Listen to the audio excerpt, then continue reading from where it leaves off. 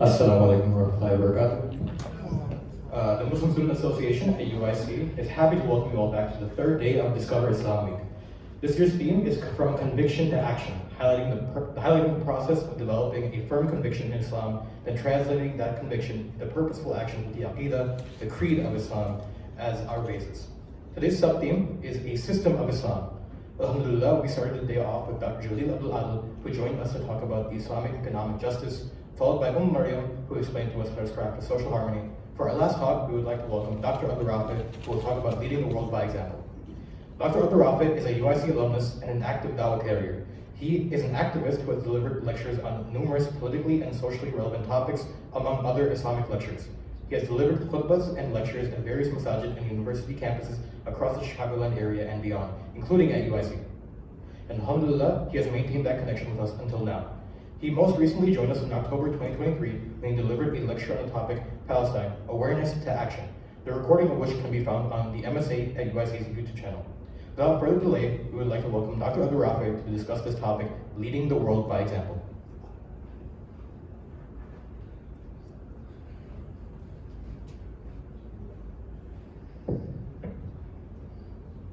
أعوذ بالله من الشيطان الرجيم بسم الله الرحمن الرحيم الصلاة والسلام على الإمام الهدى والمتقين سيدنا محمد وعلى آله وصحبه أجمعين رب اشرح لي صدري ويسر لي أمري واحلل عقدة من لساني يفقهوا قولي.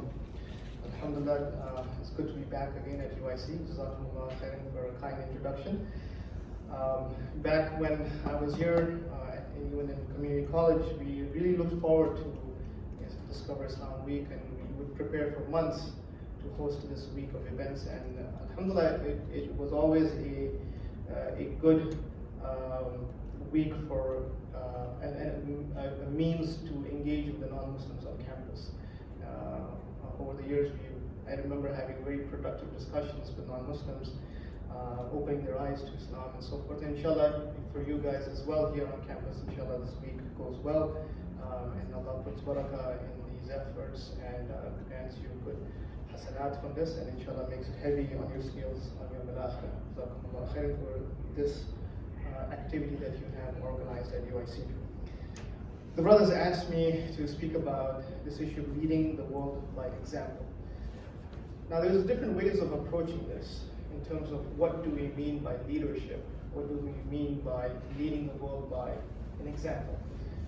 An example of individuals, examples of an organized people, or an example of ideas, thoughts, emotions, a system, and so forth. Now if you want to look at Islam from a holistic perspective, then we have to go beyond the individual. You know, I'm sure you will find exemplary examples in the Muslim community. You will find exemplary examples in the non-Muslim community as well. But we have to go beyond the personalities and beyond the individuals to talk about how do you lead the world? How do you lead a people? How do you lead a nation? How do you lead humanity in general? And we have to go beyond the individual and to look at it from that perspective. So leadership, the way I want to approach this, is built on an idea. The leadership of ideas, leadership of thoughts, leadership that will take people out from a declined position to a revived position.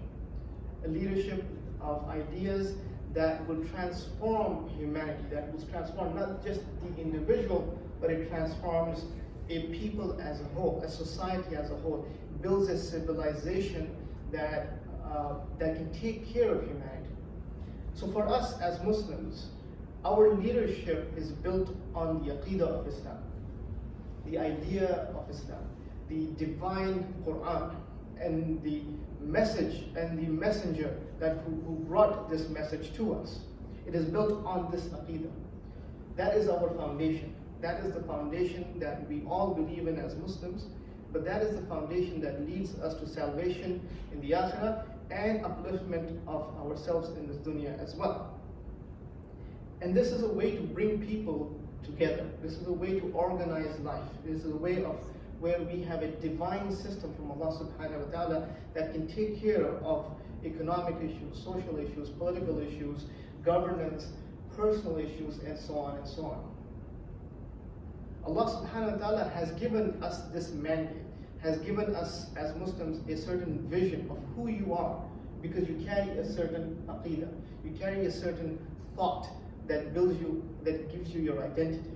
And Allah subhanahu wa ta'ala says in Surah Al-Imran, كُنْتُمْ خَيْرَ أُمَّةٍ أُخْرِجَتْ لِلنَّاسِ تَأْمُرُونَ بِالْمَعْرُوفِ وَتَنْهَوْنَ عَنِ الْمُنْكَرِ وَتُؤْمِنُونَ بِاللَّهِ.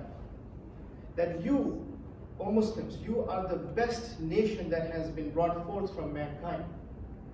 He has elevated us, your Rabb, our Lord, Allah subhanahu wa ta'ala, has elevated us above other nations and said that, look, you are the best. But there's a condition. You are the best because you call for what is good. You call for what is right. You call for the haqq. And you forbid what is wrong. And you believe and you have yaqeen in Allah subhanahu wa ta'ala. He has elevated us in this manner. Allah subhanahu wa ta'ala also says in Surah Al-Baqarah, وَكَذَلِكَ جَعَلْنَاكُمْ أُمَّةً وَسَطًا لِتَكُونُوا شُهَدَاءَ عَلَى النَّاسِ وَيَكُونُ الرَّسُولُ عَلَيْكُمْ شَهِيدًا. And we have made you a just community, a just people, a people that will provide justice to other people, to themselves as well, who are witnesses over humanity, who are witnesses over mankind. And Rasul Sallallahu Alaihi Wasallam is a witness over you. Islam has given the Muslims a responsibility of taking care of the affairs of the people, of being a witness over humanity, of being a just community, a just people, because they have the divine justice of Allah subhanahu wa ta'ala. They have the divine Quran and the message of Rasul Sallallahu Alaihi Wasallam. It is not subject to personal whims and desires. It is not subject to political expediencies and so forth. It is divine from Allah subhanahu wa ta'ala. That is the vision, that is the leadership that we offer the world. And this is that leadership that took a people, a Quraysh, the Ansar, a people who lived in a desert 1400 years ago, who were stuck between two warring empires, the Byzantine and the Roman Empire, Byzantine and the Persian Empire of the time. In a desert, in the middle of nowhere, where these two empires did not even consider the people in the Arabian Peninsula worthy of anything. A messenger is sent, and that messenger establishes the rule of Islam, and from that nascent state in Medina, it expands across the whole of Arabia and the whole of the known world at that time. And within a few decades, these existing empires that existed for thousands of years are completely gone. Because the justice of Islam that Rasulullah brought and was carried on by the Sahaba Ridwanu alayhim and the Tabi'in and so on, they took this justice of Islam and spread it across the world. They took the leadership that existed in the hands of the Persians and the Byzantine Empire and brought it under the rule of Islam. That leadership was now of the Muslims. And that's why Allah subhanahu wa ta'ala says, وَمَا أَرْسَلْنَاكَ إِلَّا رَحْمَةً لِلْعَالَمِينَ. That we have sent you, O Muhammad, as a mercy to mankind. Not destruction and genocide and mass murder, rather as a mercy to mankind. We delivered insan out of the darknesses that they lived in to the light of Islam. That is the mercy that Islam offers. That is the leadership that Islam offers. And Allah subhanahu wa ta'ala also says, وَمَا أَرْسَلْنَاكَ إِلَّا كَافَةً لِلنَّاسِ بَشِيرًا وَنَذِيرًا. Then we have sent you as a complete, comprehensive way to mankind so that you bring people to the goodness of Islam, to be a source of good tidings, glad tidings, and to warn them of the dangers of the hereafter. And this is where, if we think about how a nation was able to spread so fast, so quickly over the few hundred years of the passing of Rasul Sallallahu Alaihi Wasallam, from one era to the other, from one region to the other, from the corners of Spain and Africa, go all the way towards Indochina. This was where the rule of Islam spreads. This is where the justice and the leadership that it offered progresses towards. The question begs to be asked then, and this is one of the things that is raised against the idea of Islam and the spread of Islam, is this is nothing but spread by the sword. You guys killed everybody and took over. Is that an accurate description of the history of Islam? Or was it the ideas? Or was it the system that we propagated? Or was it the trade that we engaged in? Or was it the dawah that we carried to the non-Muslim nations? Another map to show the spread. You see that there are regions on this map that you may think that you probably know, of course, obviously, but here you see areas like Spain. This map doesn't show it, but there was Muslim spread all the way towards Mali in Timbuktu. Right? You can't spread like this by killing your way across the whole continent. This idea that Islam spread by the sword is a false idea. It is spread by people who don't really understand the ideas of Islam. There was no forced conversion and so forth and so on. The spread of Islam in Africa, I bring this map specifically because this is February, it's Black History Month and so forth. This is important to understand, is that the continent of Africa, the northern part of Africa, at least a huge continent, was dominated by the Muslims. One of the examples we always know we give is of Mansa Musa, who was one of the rulers in Mali, one of the richest tradesmen and rulers of the time. But these universities that are known, one of the first universities that were built in Fez is in Africa, in Timbuktu, learning centers and so forth. You can even now go and see all these old manuscripts that existed at that time. So what we built with the Islamic civilization, what we built with the leadership of Islam, is a nation that took people of all sorts, Arabs, Persians, Africans, Indians, Turks, Chinese, and brought them in a collective harmony with one another, where they're not fighting with one another.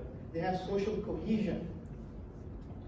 And this is not seen in history. Even now in the West, we see this, that there is problems of racism in this country. They're unable to bring about a cohesive society. But that was not the case. A case where a civilization is built that offers free healthcare, that offers economic prosperity, that have state-of-the-art universities and advancements in sciences way beyond what the West was developing at that time.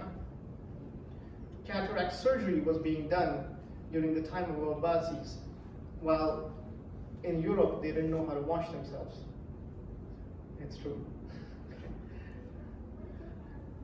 An Islamic civilization, a leadership of their sort that progressed in the material sciences, whether you have people like Hunayn ibn Ishaq here, who describes the eye, and he's a Christian, right?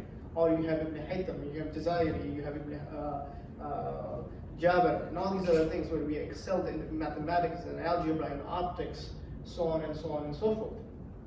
We have state-of-the-art architecture, like this Hamra Palace in Spain. You can even go there and see this now.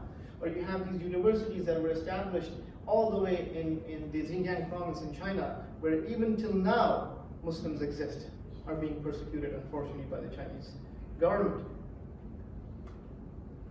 You had economic stability, trade with gold and silver across the span of the controlled Muslim regions, from one end to the other.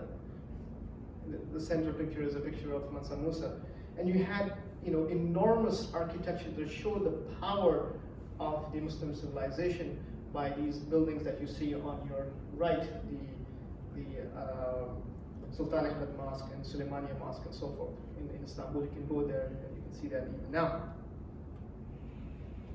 You can see the remaining architecture that exists even now in China, where that is a mosque on the far left. This is a mosque on the far right in Mali. These structures still exist and were hundreds and hundreds of years old. The diagrams of optics by Ibn Haytham on the bottom row there. And you have a very nice old gentleman from a Chinese descent, right? Muslims are of all kinds, you know. He can probably do some ninja tricks and all that stuff, right? Mashallah, okay? But cute little man. But he's our grandfather. He is a Muslim, right? He's different than what the Arab and the Desi Muslims. But this is how Islam was able to bring about people of different kinds and elevate them from fighting and warring against each other and discriminating against racism, discriminating against the race and culture and so forth. Islam provided a different type of leadership. Now, let's pause here and think about our current world order. Where are we now? Where are we now under the leadership of the so-called West, under liberal democracy, under secularism? What do we see? These are just a short list of, I just kind of wrote down, but I'm sure there's more that you guys can add. For the past 100 years, this has been the most bloodiest century ever, with persistent warfare. 2 world wars, the Korean War, the Vietnam War, what's happening in Iraq and Afghanistan, Iraq times 3 actually, 3 times, and so forth and so on. Continuously warfare, where there's millions of Muslims have been massacred, millions of non-Muslims also have been massacred. You see what happens with the colonial policies that have been implemented over the past several centuries and what we see today as well. You see the genocide that is occurring in Gaza, the genocide that's occurring in China against the Muslims, the genocide that's occurring against the Muslims in Sudan and the Congo, right? Or what the Burmese Rohingya Muslims went through. Across the span, you don't have any peace and security anywhere.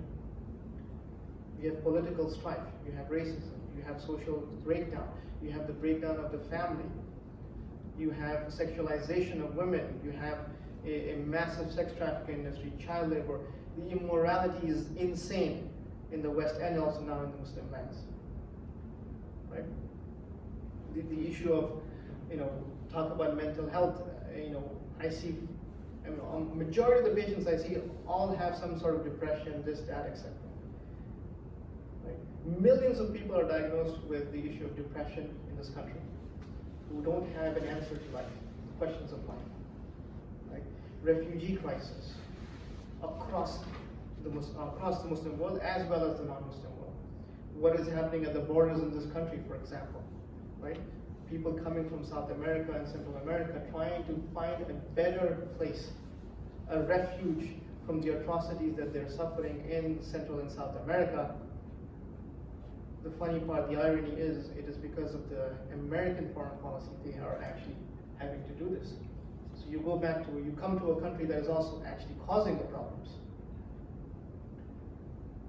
So on and so forth. And to highlight one aspect of the problems that exist today, problems that exist in the current world order. If you just take this issue of colonialism, and I bring this because of our reality today, of what is happening to the Muslims and what is happening to the world at large. It is a product of Western colonialism. It is a product of Western intervention.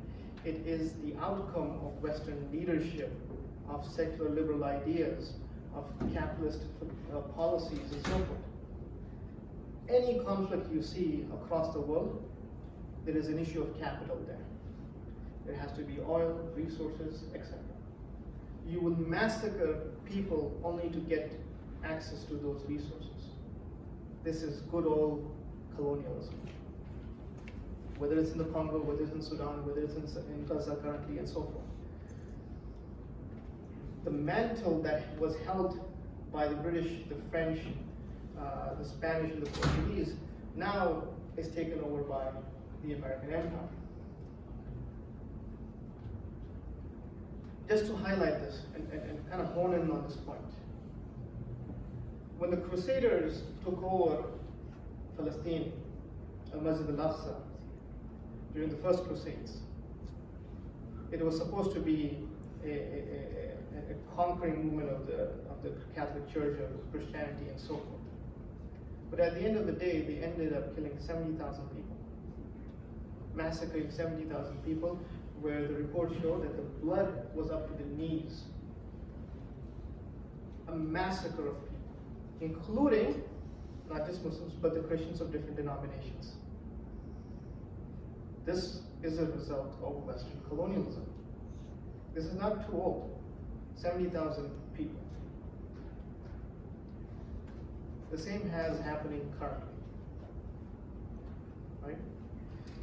These horrifying pictures that we see is the same situation currently of another genocide being committed by Western powers. Is this the leadership worthy of being under? Okay.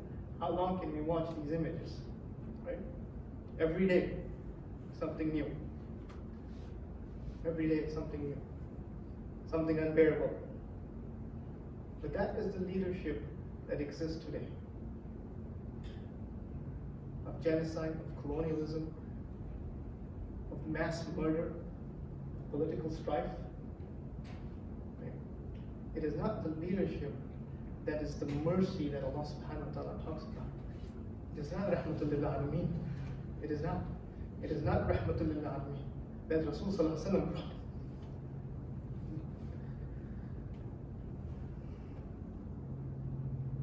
Just to give an example of what Islam and what is the West. This Muhammad Asad, rahimahullah, he passed away. He wrote a lot of books. MashaAllah, he was a convert. A very long paragraph, but just a few highlights. The time of Reformation came when the religious factions divided in Europe into different sects.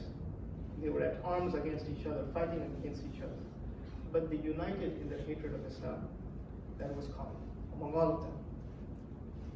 There was contempt for the Muslims and for Islam. And this became part of European thought. Their prejudice against Islam is simply an atavistic instinct, meaning that it is inherently in their history. It is inherently who they have become. The hatred of Islam. Simon Huntington, he says the West won the world not by the superiority of its ideas or its values or its religion, but rather by its superiority in applying organized violence. And we are subject to that today. Westerners often forget this fact, non-Westerners never do. So the question, I'll take it back to how I started. That civilization, that idea, that aqidah, that way of life, that brought a people from the desert sands to be the leaders of humanity. How do we go back to that? How do we return that civilization back to its pinnacle? We can no longer live in what leadership is present today. Civilization needs, the world needs Islam. The world needs the leadership of Islam. It answers all the questions that humanity has. And I'll go through a few points here. The main issue for human beings is that existential question.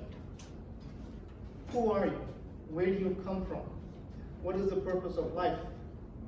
What happens at death? What will happen? Is there an afterlife or not? And how do you live your life?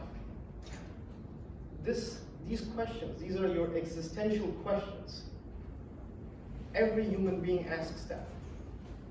So Islam offers a solution to this. Islam offers answers to this. Islam tells you what is the purpose of your life. It tells you who you are. It gives you an identity. It gives you a purpose for your existence. It gives you a system to live by. It answers the questions of life and death. This is missing in a world that is built on secular liberal ideas. Secular liberal ideas do not address this. or address it incompletely. People are confused. They don't know who they are. This whole idea of mental health is about not having the correct answers of your identity, of your whole existence. If you had a purpose in your life, then you are an elevated person. If you have a purpose that coincides, that correlates, that is consistent with your fitrah, then you have happiness. Rather, happiness in Western societies, and even in the Muslim countries, is being linked with material gains, material advancements. You have an iPhone, you have a Ferrari, you're happy. That's your purpose of life, satisfying your base desires. Allah subhanahu wa ta'ala, Islam elevates you from that. It takes you away from your material desires, from your instinctual desires, from your base desires, and it elevates it to the worship of Allah subhanahu wa ta'ala. It gives you a higher calling rather than your base needs or wants. That is missing in the leadership of today. That is missing in the world order today. Now, when we talk about this, the response typically is, oh, you want to go back to the Stone Ages, or you want to go back to extremist ideas. You want to call towards going back on a camel, right? You want to take away the rights of the women. You want to put them in a box altogether, etc., etc. You see the pictures, right? You see the pictures that are drawn when Islam is mentioned in this way.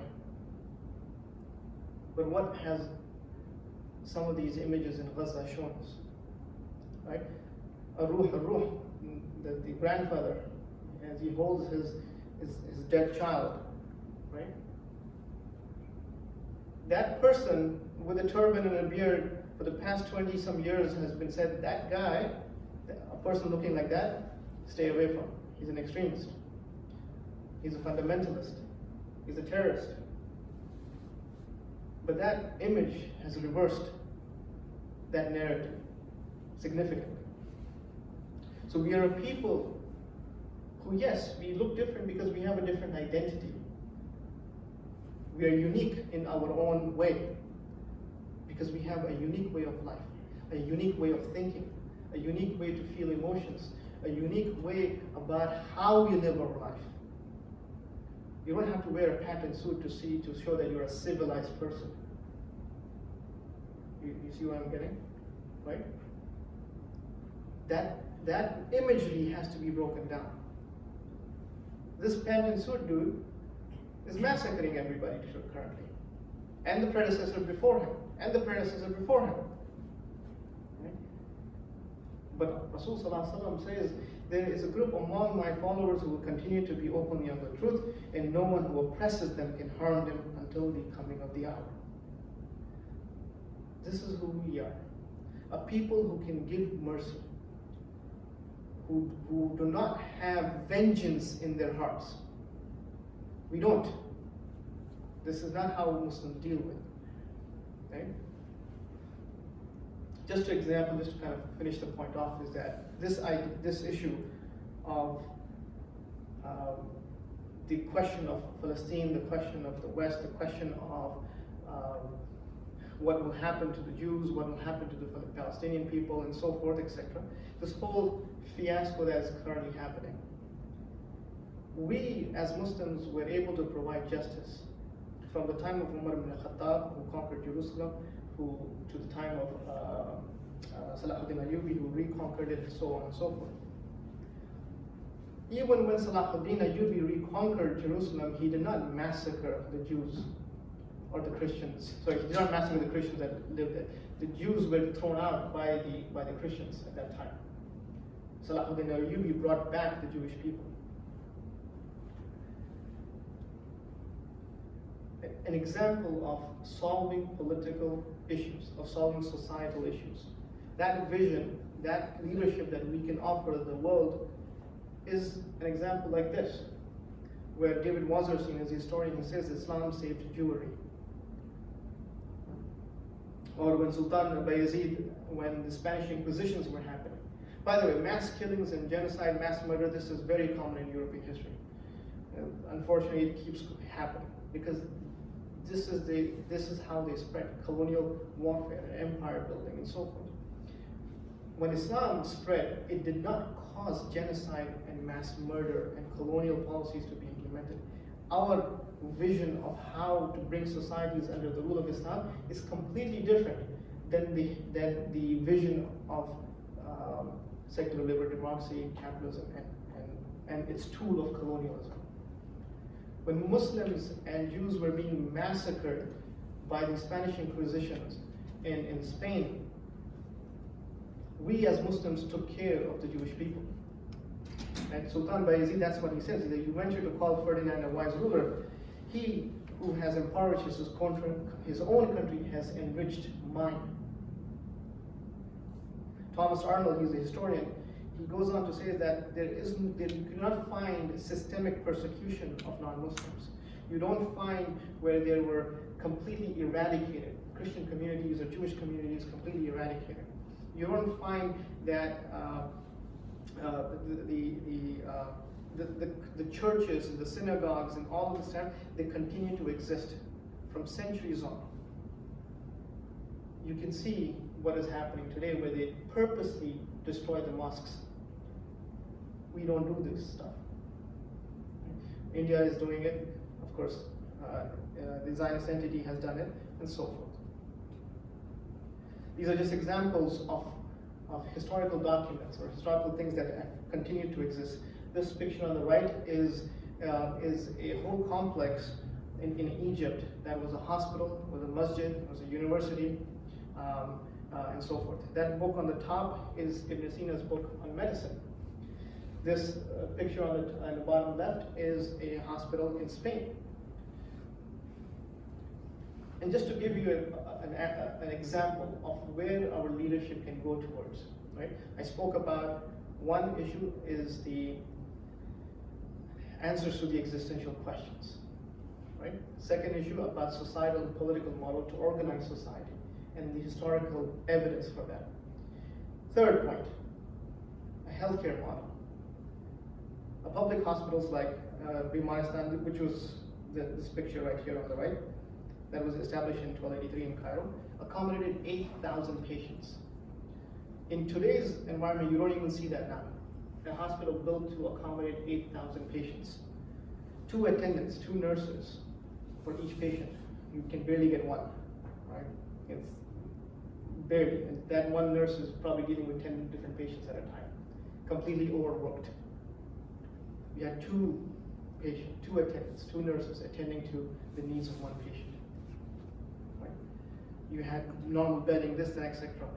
Teaching hospital. This was a teaching hospital. The concept of a teaching hospital is not something the Western civilization came up. It was already provided. It was done by the Muslims centuries ago. A teaching hospital. Just an example. Here's the thing. Napoleon invades Egypt in the late 1700s, early 1800s. Egypt was always a prized land for the Westerners to occupy. Now, France tried to do it, eventually Britain controlled it. And this is a description of the healthcare system in Egypt at that time. All the sick people used to go to the Bimaristan, i.e. the hospital, the poor or the rich. Doctors were hired, 2 nursing personnel. There was if the people had psychological disorders, they were isolated into a separate section and were taken care of. They were entertained by storytelling, among other things. Those who recovered from either physical or psychological illness would spend time in the rehab section. Anybody who has been to a hospital, they know these things that exist, right? But this was centuries earlier. When discharged, each patient would be given 5 pieces of gold so the patient would not need to work as soon as he or she left. You know what you get when you leave the hospital? A massive bill that the insurance says that we're not going to pay for it. Here, in the Muslim civilization, you're getting gold, right? Not paper money, you're getting gold. Go ahead, recover. This is a gold that will help you financially because you didn't work, and then take your time. Mental health, physical health, psychological health, all combined as one. healthcare system in this particular country, the world's strongest country in the world, the richest country in the world, is abysmal. I deal with it every day. You don't have that, right? You're not providing proper care of people. Because here it's all about the capital. It's not about mercy. The world order of today is based only on how much money you can make off your health, not about providing mercy to humanity. The economic model that we have. And you guys had a lecture previously. I'll just go over this one quote. I'm not going to go into the whole economic aspect of what Islamic leadership can offer, but just this example of Adam Smith. Adam Smith, as you know, wrote The Wealth of Nations. He's the guy who wrote the founding ideas of capitalism, the founding ideas of today's world order. This is his take on Islam. The empires of the Caliph seems to have been the first state under which the world enjoyed the degree of tranquility which the cultivation of the sciences requires. It was under the protection of these generous and magnificent caliphs that the Asian philosophy and astronomy of the Greeks was restored and established in the East. That tranquility, with their mild, just, and religious government diffused over the vast empire, revived the curiosity of mankind to inquire into the connecting principles of nature.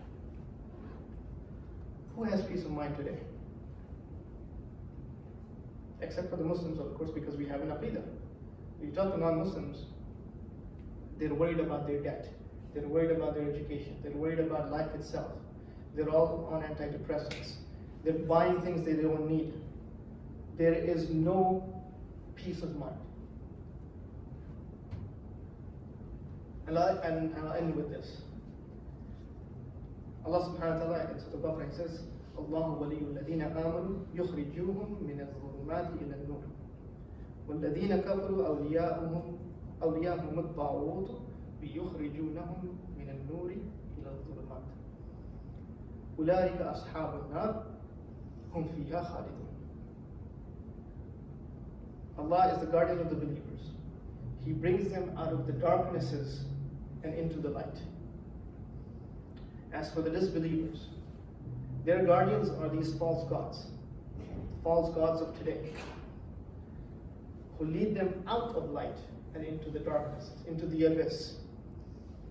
It is they who will be residents of the fire. They will be there forever. SubhanAllah. This is the leadership that Islam can offer the world. A leadership that will take them from the darknesses of society today, from the darknesses of the secular liberal order, from the darknesses of the political strife, of the genocide, of mass murder, economic problems, mental health problems, the questions of the unanswered questions of life. And it can take you out of that into the light of Islam. A divine light, a light that will answer your existential questions, that will answer you, give you an answer about life, about the afterlife, about your purpose in life, about how you run your affairs, how you marry, how do you raise your children, how do you govern, how do you run a political system, how do you run an economic system, how do you divvy up property, how do you distribute resources, how do you conduct warfare, how do you resolve conflicts, and how you offer mercy to humanity. Jazakumullahu khairan wa akhir da'wana alhamdulillahi rabbil alamin. Assalamu alaikum wa rahmatullahi wa barakatuh.